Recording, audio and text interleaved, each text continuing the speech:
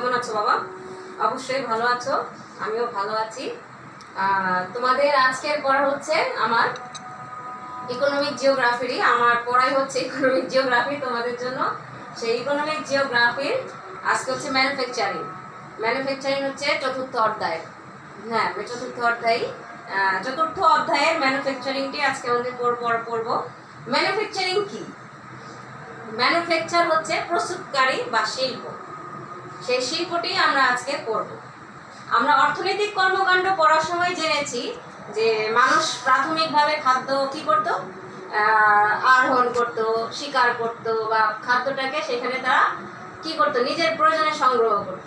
তার মানে এই যে খাদ্য আরোহণ যা কিছুই করি না কেন, প্রকৃতি থেকে যা কিছু আমরা সংগ্রহ করি না কেন, সেগুলোই হচ্ছে আমাদের মানে প্রাথমিক কর্মকাণ্ড। এই প্রাথমিক কর্মকাণ্ডকে যখনই আমরা আবার প্রস্তুতকারী শিল্পতে নিয়ে আসি, তখন সেটা হয় দ্বিতীয় পর্যায়ের অর্থনৈতিক কর্মকাণ্ড। সেই দ্বিতীয় পর্যায়ের অর্থনৈতিক কর্মকাণ্ডের উপর ভিত্তি করে আজকে আমাদের হচ্ছে ম্যানুফ্যাকচারিং বা শিল্প, প্রস্তুতকারী শিল্প। মানুষ তার বিভিন্ন কর্মপ্রচেষ্টা বা প্রক্রিয়ার দ্বারা প্রকৃতি থেকে নানা রকম দ্রব্য আহরণ করে, সেটা খনিজ দ্রব্যই হোক আর খাবারের দ্রব্যই হোক। এই যে খাবারের দ্রব্য বা খনিজ দ্রব্য আরোহণ করছে, সেগুলো হচ্ছে প্রাথমিক পর্যায়ের অর্থনৈতিক কর্মকাণ্ডের অন্তর্গত। কিন্তু এই প্রাথমিক পর্যায়ের অর্থনৈতিক কর্মকাণ্ড উৎপাদনটাও কিন্তু প্রাথমিক পর্যায়ের অর্থনৈতিক কর্মকাণ্ড। সেটিকে আবার যখন তার অন্যান্য কাজে ব্যবহারের জন্য কোনো স্থানে নিয়ে যায়, শিল্পতে ব্যবহার করা হয় বা তার রূপ পরিবর্তন করা হয়, সেটাই হচ্ছে শিল্প। যেমন আমি বলতে পারি খনিজ থেকে আমি যে খনিজটি তুললাম, সেটি ব্যবহার উপযোগী করার জন্য আমাকে কি করতে হবে, প্রসেসিংয়ে যেতে হবে। সেই যে প্রসেসিংটা, সেই প্রসেসিং প্রক্রিয়াটাই হচ্ছে শিল্প। বুঝতে পারছো? আচ্ছা, তাহলে কি, যে উৎপাদন ব্যবস্থায় প্রাথমিকভাবে উৎপন্ন দ্রব্যকে যান্ত্রিক প্রক্রিয়ায় নতুন রূপ প্রদান করা হয়, সেটি হচ্ছে আমাদের শিল্প। ঠিক আছে বাবা? বা প্রস্তুতকারী বা শিল্প ব্যবস্থাপনা। তাহলে এই যে প্রস্তুতকারী বা শিল্প, সেটা কি? ম্যানুফ্যাকচারিং বা শিল্প।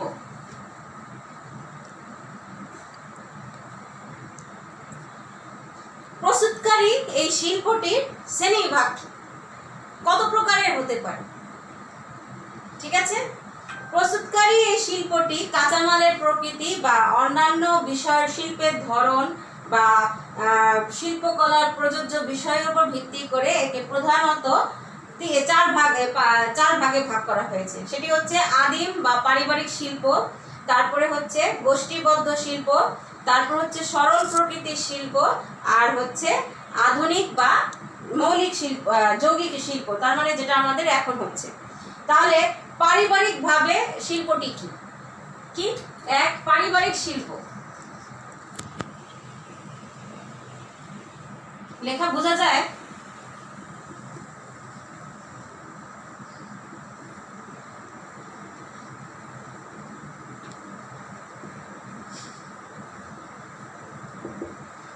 পারিবারিক শিল্পটি কি বা আদিম শিল্প কি? পারিবারিক শিল্পের আরেক নাম হচ্ছে আদিম শিল্প। সেটি কি? খেয়াল করে দেখো, পরিবার থেকেই পারিবারিক কথাটি আসছে।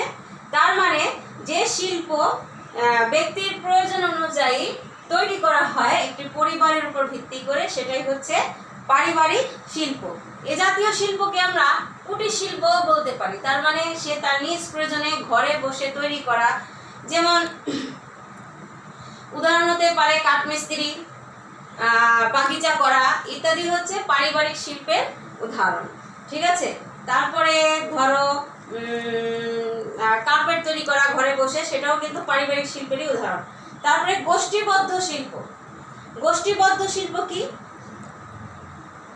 মানুষের গোষ্ঠীবদ্ধ কারখানা নিয়ে দূর দূরান্ত হতে কাঁচামাল এনে, বা যেখান থেকে কাঁচামাল আনুক না কেন, একটা নির্দিষ্ট স্থানে কিছু সংখ্যক লোক তাদের প্রয়োজন অনুযায়ী এবং তার ওই এলাকার প্রয়োজন মেটানোর জন্য যে শিল্পটি তৈরি করে বা যে কাজটি করে, সেটি হচ্ছে কি বললাম? গোষ্ঠীবদ্ধ শিল্প।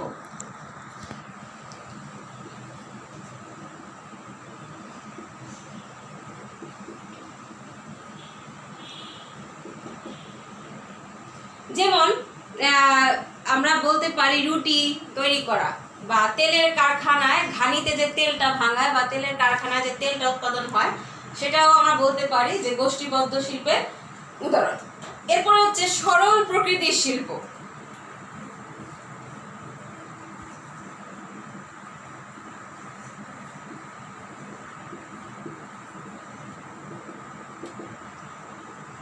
সরল প্রকৃতির শিল্প কি?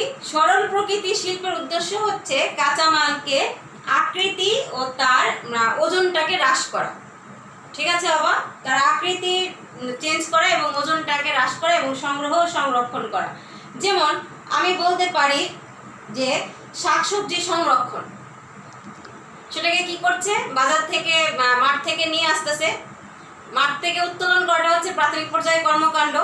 আনার পরে আমি যে সংরক্ষণ পদ্ধতিতে করব, তার মানে সেটাকে বাছাই করছি, আমি বাছাই করে সেটার থেকে কিছু যেগুলো প্রয়োজনীয় অপ্রয়োজনীয় অংশ সেগুলো কেটে ফেলে দিচ্ছি, ফেলে তারপরে সেটাকে আবার সংরক্ষণ করছি। তার মানে এই যে কেটে ফেলা সেটা হচ্ছে ওজনটাকে হ্রাস করছি এবং পুনরায় তাকে প্রসেসিংয়ের দিকে নিয়ে যাচ্ছি, যেটাকে সংরক্ষণের ব্যবস্থা করতে হবে। কীভাবে করলে সেটা সংরক্ষিত থাকবে, সেটাই হচ্ছে গিয়ে সরল প্রকৃতির শিল্প। ঠিক আছে, একদম নর্মাল বিষয়। তারপর হচ্ছে আধুনিক বা যৌগিক শিল্প।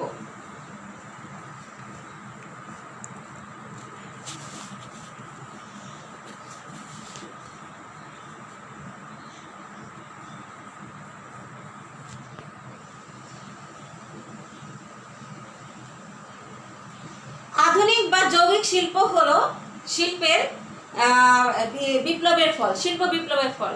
তোমরা জানো যে ইউরোপে শিল্প বিপ্লবের ফলে যে শিল্পের উন্নয়ন হয়েছিল, সেটাই হচ্ছে এই আধুনিক বা যৌগিক শিল্প। তার মানে বিভিন্ন প্রকার দ্রব্যটিকে একটি কারখানায় এনে তার একটির সাথে আরেকটি সংযোগ দিয়ে একটা ভিন্ন ধরনের বা ভিন্ন প্রকৃতির যে কোনো জিনিস বা দ্রব্য প্রস্তুত করাটাই হচ্ছে আধুনিক বা যৌগিক শিল্প।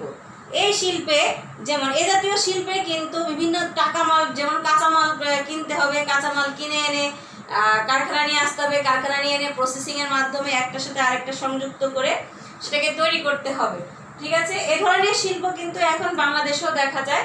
আমরা বস্ত্র শিল্পের কথাও বলতে পারি। যেমন এখন কিন্তু যে বস্ত্র শিল্প আমাদের দেশে আছে, যে কাপড়ের কারখানাগুলো আছে, সবই কিন্তু এক কারখানায় করা হচ্ছে, অবশ্য আলাদাও আছে, কিন্তু এই যে একসাথে তৈরি করা, যেমন ফ্যাব্রিক্স, বেক্সি ফ্যাব্রিক্স বা যে কোনো ফ্যাব্রিক্স, এশিয়ান টেক্সটাইল, এরা কিন্তু সব কিছুই তারা নিজস্বভাবে তৈরি করছে। যেমন সুতা, তুলা আনছে, রং আনছে, এই যে আলাদা আলাদা জিনিসগুলো কিনে এনে একসাথে একটি কারখানায় তৈরি করছে, সেটি হচ্ছে আধুনিক বা যৌগিক শিল্প। ঠিক আছে বাবা, এরপরে আমরা যাচ্ছি এই যে শিল্প, তার প্রয়োজনীয়তাটা কি।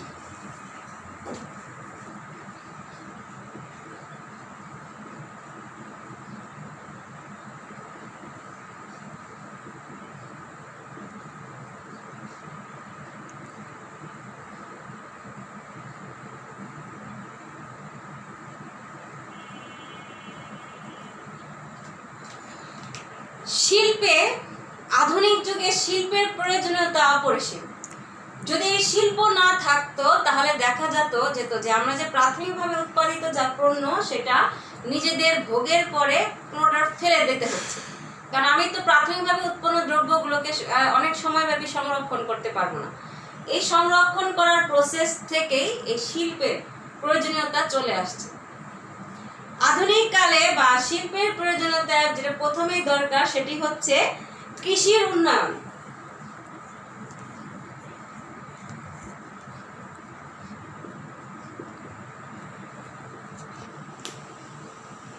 কৃষির উন্নয়নের জন্য শিল্পের প্রয়োজনীয়তা অপরিসীম। কারণ একটি দ্রব্য তখনই বেশি বেশি উৎপাদিত হবে যখন সেটি বিক্রির ব্যবস্থা থাকবে বা কোনো শিল্পে ব্যবহৃত হবে। শিল্পে যখনই সেটি ব্যবহৃত হবে তখনই কৃষির উন্নয়ন সেখানে প্রয়োজনীয় হবে। কারণ হচ্ছে আমি যদি যে জিনিসটা উৎপাদন করব সেটি যদি বেশি উৎপাদন করি, তাহলে আমার ব্যবহারের পর, তার মানে আমার দৈনন্দিন ব্যবহারের পর অতিরিক্ত অংশটি আমাকে ফেলে দিতে হবে, হয়তো আমি ভবিষ্যতে সেটি ব্যবহার করতে পারবো না। কিন্তু যদি শিল্প কারখানা থাকে তাহলে সেটিকে আমি কি করতে পারবো, ব্যবহার উপযোগীর জন্য আবার ধরে রাখতে পারবো। এরপরে হচ্ছে দ্রব্য সামগ্রীর উপযোগিতা বৃদ্ধি, বা আমি উপযোগ বৃদ্ধি বলতে পারি, যে কোনো কিছুর উপযোগ বৃদ্ধি।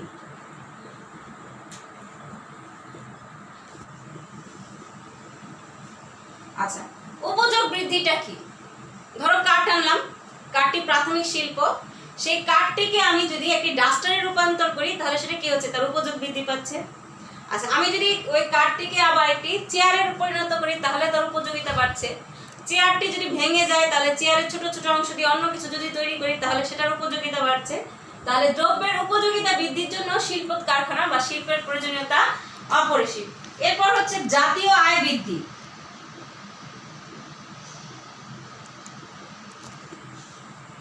জাতীয় আয় বৃদ্ধির ক্ষেত্রেও কিন্তু শিল্পের প্রয়োজনীয়তা অপরিসীম। তোমরা জানো পৃথিবীর যে দেশ শিল্পে উন্নত সে দেশ জাতীয় আয় বেশি এবং এখানকার মানুষের জীবনযাত্রার মানও উন্নত। তাই জাতীয় আয় বৃদ্ধির ক্ষেত্রে আমাদের শিল্পের উন্নয়ন প্রয়োজন। এরপর হচ্ছে পরিবহন ও যোগাযোগ ব্যবস্থার উন্নয়নে।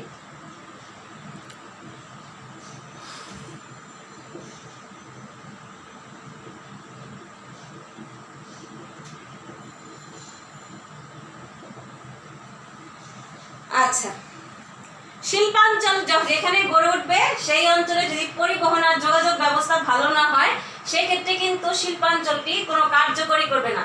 আর যেখানে শিল্পাঞ্চল গড়ে উঠবে সেখানে পরিবহন আর যোগাযোগ ব্যবস্থার উন্নয়ন ঘটবে, যা কিনা অবকাঠামোগত উন্নয়নের একটি ধাপ। তাই বলা যায় যে শিল্পায়নের জন্য পরিবহন আর যোগাযোগ ব্যবস্থার উন্নয়নও গুরুত্বপূর্ণ। এরপর হচ্ছে বেকার সমস্যা সমাধান।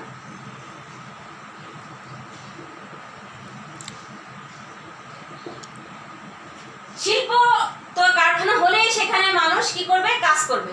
কাজ করার ফলে মানুষের কি হবে, সেখানে চাকরি হবে বা অন্য কোনো কিছু হবে, বা আমি কোনো কিছু উৎপাদন করবো সেটা সেখানে বিক্রি করতে পারবো। এই যে বেকারত্ব, সেই বেকারত্বের সমস্যাটা শিল্পের দ্বারা উন্নয়ন দ্বারা সম্ভব হবে। এরপর হচ্ছে ধরো বাণিজ্য বৃদ্ধি।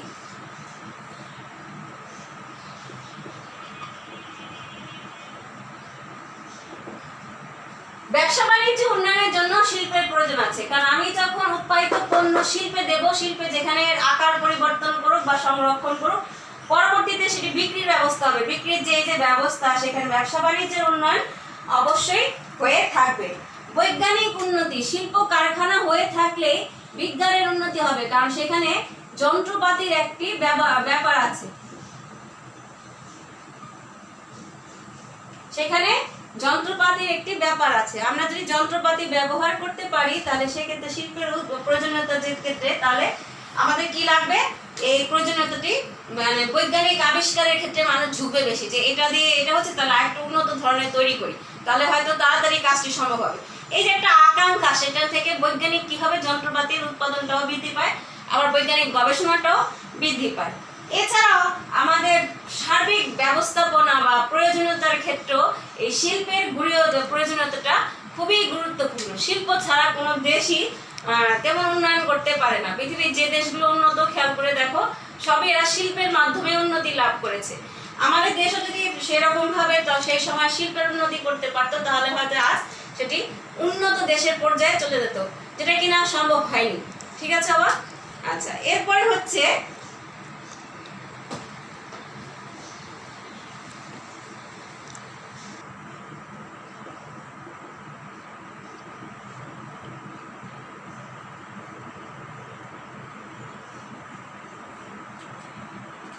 শিল্পের স্থানীয়করণ কি। স্থান কি, তোমরা সবাই জানো স্থান বিষয়টা কি। স্থান হচ্ছে কোন একটি অঞ্চল, তাই না, বা এলাকা। কোন একটি অঞ্চল বা এলাকায় যে শিল্পটি গড়ে উঠবে বা ওই অঞ্চলে গড়ে ওঠার জন্য, শিল্পটি গড়ে ওঠার জন্য পর্যাপ্ত উপাদান সঠিকভাবে পাওয়া যাবে, সেটাকে বলা হয় শিল্পের স্থানীয়করণ। অর্থাৎ যে অনুকূল পরিবেশে একটি শিল্প ওই অঞ্চলে ওই কারখানাটি গড়ে উঠবে, সেটাই হচ্ছে শিল্পের স্থানীয়করণ। এবং ওই অঞ্চলে দেখা যায় শিল্পটি ধীরে ধীরে প্রসারিত লাভ করে। যেমন পৃথিবীর সব অঞ্চলে সব ধরনের শিল্প দেখা যায় না, কিছু অঞ্চল আছে যেখানে ওই শিল্পটি ওই অঞ্চলেই ভালো হয়। বুঝতে পারছো বাবা? আচ্ছা, আমি তোমাদের একটি উদাহরণ দিয়ে বলি। আমি যখন বাটিকের কাজ শিখছিলাম তখন বাটিকের স্যার একবার লাল রং করতে বলছিল, তো লাল রং আমাদের ফ্যাকাশে হয়ে গেল। তো আমরা বললাম স্যার ফ্যাকাশে হয়ে যাওয়ার কারণ, তো স্যার বলছিল যে শিল্পের এই যে উৎপাদন বা আমাদের এই যে রঙের পদ্ধতি, আমাদের দেশে লাল রংটি কখনোই একদম টকটকে লাল হবে না। কারণ আমাদের এই আবহাওয়া বা আমাদের এই দেশের যে পানির ব্যবস্থা সেটা লাল রংটিকে সঠিকভাবে আনতে পারে না। কিন্তু একই ক্ষেত্রে আবার এই রং যদি আমরা আমাদের পার্শ্ববর্তী দেশ ভারতে নিয়ে করি তাহলে সেখানে নাকি লাল হয়। সবচেয়ে যেটা আশ্চর্যের কথা হচ্ছে যে রঙের ক্ষেত্রে নাকি গরম দেশ বা একটা ভৌগোলিক পরিবেশের খুবই প্রয়োজন হয়। তা এই যে ব্যবস্থাটা, এই ব্যবস্থা থেকেই দেখা যায় পৃথিবীর বিভিন্ন দেশে বিভিন্ন ধরনের শিল্প গড়ে ওঠে, কারখানা গড়ে উঠেছে। কোনো দেশে যদি কয়লার থাকে ওই কয়লার উপর ভিত্তি করে ওই অঞ্চলে ওই শিল্প কারখানা গড়ে ওঠে। আবার কোনো অঞ্চলে যেমন আমাদের দেশে প্রাকৃতিক গ্যাসের উপর ভিত্তি করে বিভিন্ন ধরনের শিল্প কারখানা গড়ে উঠেছে সিলেট অঞ্চলে। আবার কয়লার উপর ভিত্তি করে উত্তর অঞ্চলে বিভিন্ন ধরনের শিল্প কারখানা গড়ে উঠেছে। তো এই জিনিসটাই হচ্ছে শিল্পের স্থানীয়করণ। মানে কোনো অঞ্চলে একটি বিষয় বা কোনো অনুকূল পরিবেশের জন্য কোনো শিল্পটাকে প্রতিষ্ঠিত করা বা কোনো শিল্প কারখানা স্থাপন করাই হচ্ছে শিল্পের স্থানীয়করণ। এরপর হচ্ছে এই যে শিল্পের স্থানীয়করণ, সেই শিল্পের স্থানীয়করণেরও কিছু নিয়ামক বা উপাদান বা কারণ রয়েছে যে কেন ওই অঞ্চলে ওই শিল্পটা গড়ে উঠছে। তাহলে সেগুলো কি কি একটু জানি। একইভাবে এখানে হচ্ছে ভৌগোলিক কারণ। আমি একইভাবে বলছি তোমাদের, আমি যেটা পড়িয়েছিলাম আগে যে ভৌগোলিক কারণের মধ্যে আমরা জানবো এই বিষয়গুলো উৎপাদনের ক্ষেত্রে সে একই জিনিস এখানেও তাই। ভৌগোলিক কারণের মধ্যে আছে আবার প্রাকৃতিক, অর্থনৈতিক কারণ।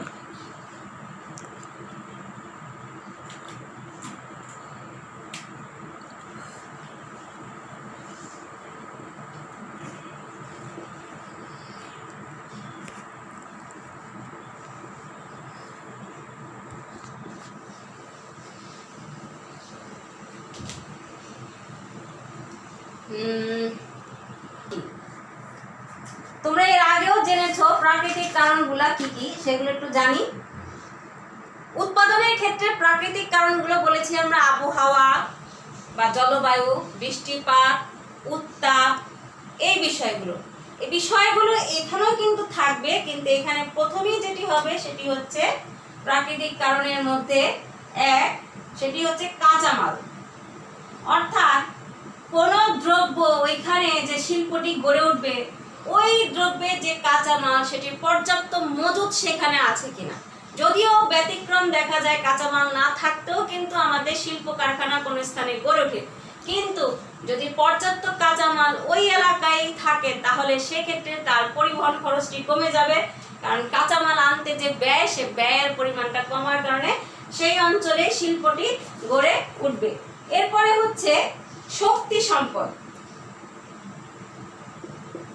আমি একটু আগেই তোমাদের বলেছি সে বিষয়টি কি।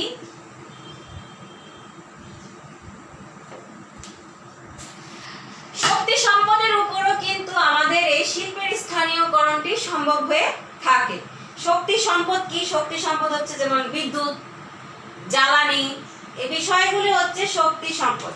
কোনো কারখানা বা কোনো শিল্প গড়ে তুলতে অবশ্যই শক্তি সম্পদের প্রয়োজন হয়। তার মানে আমাদের এই সেবা কার্যক্রম যেমন বিদ্যুৎ ব্যবস্থা, পানি সরবরাহ, তারপরে আমি সেটাকে কি বলতে পারি, আমাদের যে পানি সরবরাহ, বিদ্যুৎ ব্যবস্থা, তারপরে ধরো জ্বালানি, এই বিষয়গুলো ব্যবস্থা থাকতে হবে। সেই শক্তি সম্পদগুলো যেখানে সহজে পাওয়া যায় সেই অঞ্চলেই দেখা যায় শিল্পের স্থানীয়করণ বা শিল্পটি ওই অঞ্চলেই গড়ে ওঠে। যেমন যুক্তরাষ্ট্রে বা আকর্ষণীয় কার্পাস শিল্প, কয়লা খনি ইত্যাদির কারণে ওই অঞ্চলে বস্ত্র শিল্পটি খুব বেশি উন্নত লাভ করেছে। ঠিক আছে বাবারা। এরপর হচ্ছে জলবায়ু।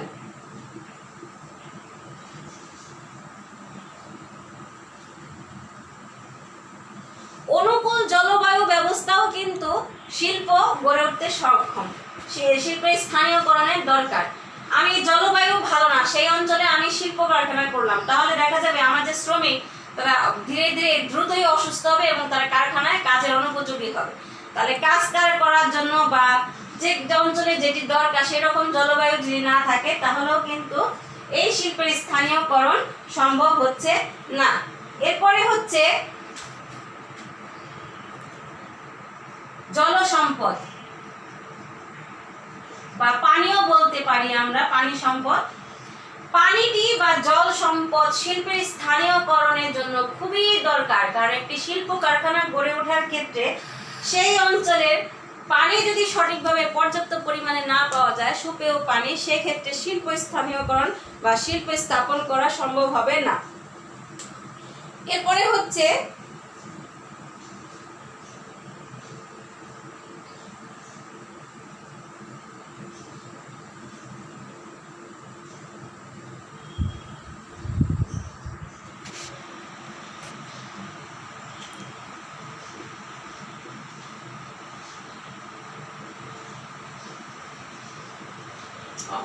কাঁচামাল তো হয়ে গেছে। আচ্ছা, তাহলে আমরা কি কি দেখতে পাচ্ছি? কাঁচামাল, শক্তি সম্পদ, জলবায়ু আর জল সম্পদই হচ্ছে শিল্পের স্থানীয় করতে অন্যতম প্রাকৃতিক নিয়ামক। ঠিক আছে বাবারা? এরপর হচ্ছে অর্থনৈতিক। অর্থনৈতিকটা কি? অর্থ সম্পর্কিত। তাহলে অর্থনৈতিক যে বিষয়গুলো সেগুলো কি? অর্থনৈতিক কারণগুলো হচ্ছে, প্রথমেই হচ্ছে শিল্প স্থানীয়করণের যেটি দরকার সেটি হচ্ছে টাকা। তাহলে সেটি হচ্ছে মূলধন। টাকা ছাড়া কিছু হয় না বাবা, সবকিছুই টাকার প্রয়োজন হয়। মূলধন, মূলধন ছাড়া কখনোই শিল্প স্থানীয়করণ সম্ভব না। একটি কারখানা তৈরি করতে গেলে সেখানে পর্যাপ্ত পরিমাণে মূলধন না থাকলে উৎপাদন ব্যবস্থায় যাওয়া সম্ভব হয় না, কারণ আমাকে কাঁচামাল কিনতে হবে, কাঁচামাল কেনার পরে সেটি কারখানায় নিয়ে যাওয়ার ব্যবস্থা করতে হবে, শ্রমিক সংগঠন করতে হবে। তাহলে সবই হচ্ছে অর্থের সাথে সংশ্লিষ্ট। তাই অবশ্যই অর্থনৈতিক উপাদানের মধ্যে প্রথমটি হচ্ছে আমার গুরুত্বপূর্ণ উপাদান হচ্ছে মূলধন। এরপর হচ্ছে শ্রমিক। আমি সস্তা শ্রমিকও বলতে পারি। সুলভ শ্রমিক ব্যবস্থা যদি না থাকে সেক্ষেত্রে কিন্তু শিল্পের স্থানীয়করণ সম্ভব না। আবার পর্যাপ্ত শ্রমিক ব্যবস্থাও না থাকলে সেক্ষেত্রে শিল্পের স্থানীয়করণ সম্ভব না, কারণ মেশিনারি জিনিস চালাতেও আমাদের শিল্প দরকার হয়, শ্রমিকের দরকার হয়। আবার যদি শ্রমিক বেশি দামে আমাকে কিনতে হয়, শ্রমটা কিনতে হয়, তাহলে আমার মূলধনের অনেক বেশি খরচ হবে। সেক্ষেত্রে সুলভ শ্রমিক বা শ্রমিকের পর্যাপ্ততা অবশ্যই অর্থনৈতিক একটি অন্যতম অর্থনৈতিক উপাদান। এরপর হচ্ছে বাজার।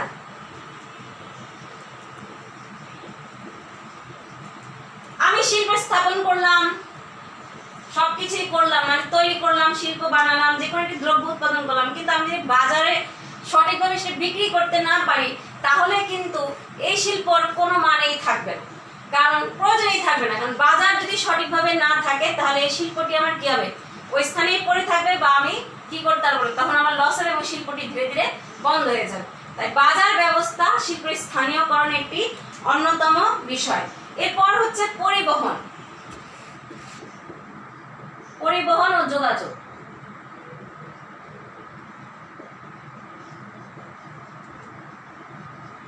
উন্নত পরিবহন ও যোগাযোগ ব্যবস্থাও কিন্তু শিল্পের স্থানীয়করণের একটি অন্যতম গুরুত্বপূর্ণ নিয়ামক।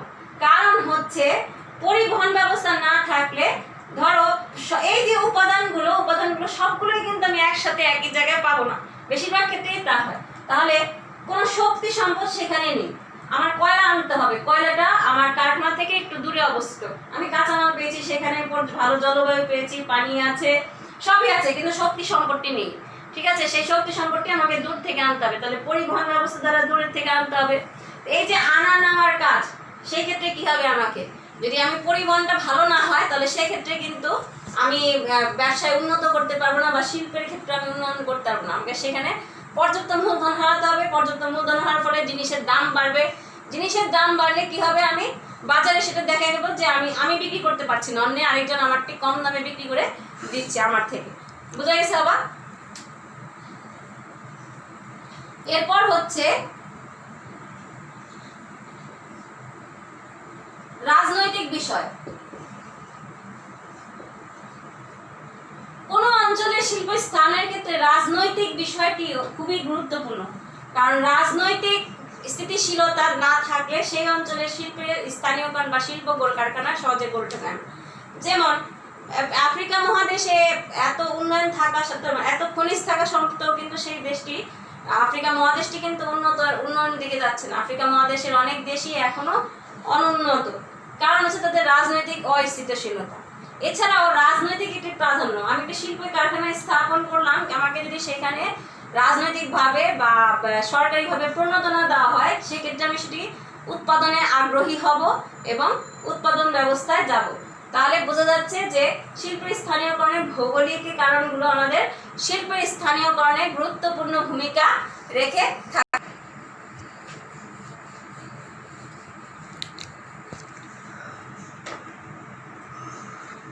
পৃথিবীর এই যে শিল্প সব আমরা জানলাম, শিল্প কি, শিল্পের উৎপাদন, শিল্পের প্রকৃতি, শিল্পের স্থানীয়করণ। এই যে শিল্পের স্থানীয়করণ থেকে জানলাম যে কিছু ভৌগোলিক ও প্রাকৃতিক ভৌগোলিক উপাদান শিল্পের স্থানীয়করণে গুরুত্বপূর্ণ ভূমিকা রাখে। তো এর উপর ভিত্তি করে সমস্ত পৃথিবীর একটা শিল্পাঞ্চল আছে। সেগুলো কি কি? পৃথিবীর প্রধান শিল্পাঞ্চল,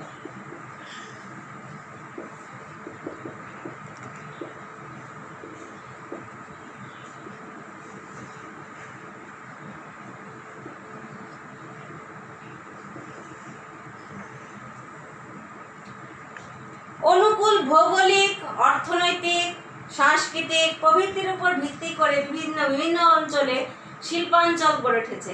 যেমন আমাদের নারায়ণগঞ্জের শিল্পাঞ্চল, আবার তেজগাঁওয়ের শিল্পাঞ্চল, আবার পোশাক শিল্প যেটা আছে সেটা গড়ে উঠেছে। আমরা বলছি যে এখন যেটা চলে গিয়েছে গাজীপুর সাইডে। সে এরকম মানুষ তার প্রয়োজনীয় ব্যবস্থার জন্য বিভিন্ন অঞ্চলে বিভিন্ন ধরনের শিল্পাঞ্চল গড়ে উঠেছে। তবে সমস্ত দিক বিবেচনা করে পৃথিবীর শিল্পাঞ্চলগুলোকে মূলত দুইটি ভাগে ভাগ করা হয়েছে। এক, উত্তর আমেরিকা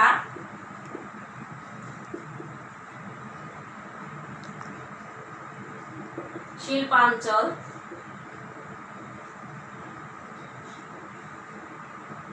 দুই,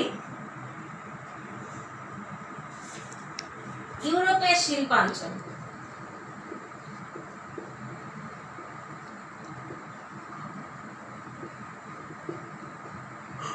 উত্তর আমেরিকার শিল্পাঞ্চলটা কি? উত্তর আমেরিকার শিল্পাঞ্চলটা আবার দুই ভাগে বিভক্ত। সেটা হচ্ছে কানাডার শিল্পাঞ্চল আর হচ্ছে মার্কিন যুক্তরাষ্ট্রের শিল্পাঞ্চল। কানাডার দক্ষিণ পূর্বাঞ্চলে যে অঞ্চলটি মানচিত্র থাকলে ভালো বোঝাতাম, সেই অঞ্চলেও যে অনেক ধরনের শিল্প কারখানা গড়ে উঠেছে ওইখানকার প্রাকৃতিক অবস্থার জন্য। তাহলে উত্তর আমেরিকার শিল্পাঞ্চল আবার দুইটি, কানাডার দক্ষিণ পূর্বাঞ্চল আর মার্কিন যুক্তরাষ্ট্রের উত্তর পূর্বাঞ্চল। এই দুটি অঞ্চলে মূলত শিল্পের পর্যাপ্ত ব্যবস্থা, মানে শিল্পের যতগুলো উপাদান সেগুলো বেশিরভাগ থাকার কারণে ওই অঞ্চলে শিল্প কারখানা গড়ে উঠেছে। ইউরোপের শিল্পাঞ্চল, ইউরোপের শিল্পাঞ্চলকে আবার চার ভাগে ভাগ করা হয়েছে। সেগুলো কি কি?